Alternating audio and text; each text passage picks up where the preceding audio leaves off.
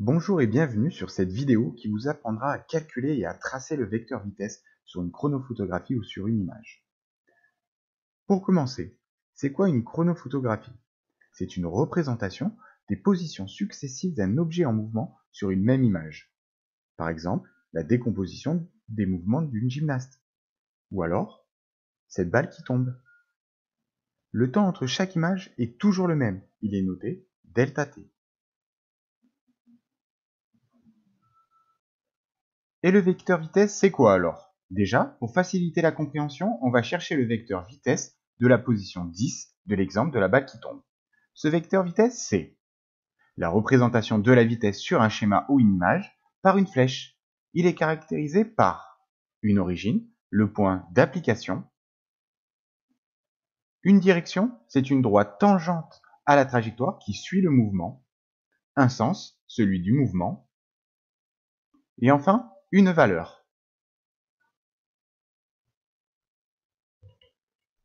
Alors, comment calculer la valeur du vecteur vitesse? Toujours pour l'exemple du point 10, on va chercher la valeur du vecteur vitesse V10.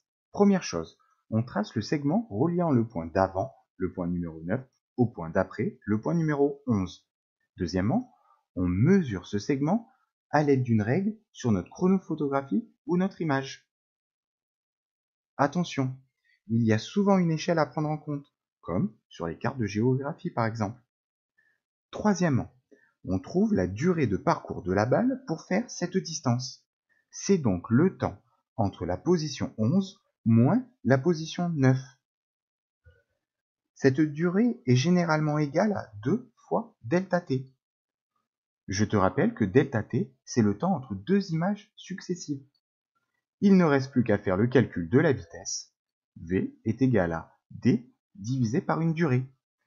Ici, V est égal à la distance de la balle entre la position 9 à 11 divisé par cette durée qui est souvent égale à 2 fois ΔT.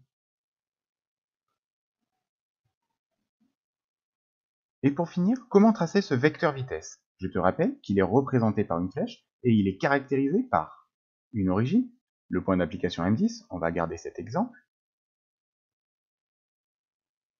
une direction, tangent à la trajectoire, la droite qui suit la direction au point M10, un sens, la balle qui tombe, et enfin, une longueur.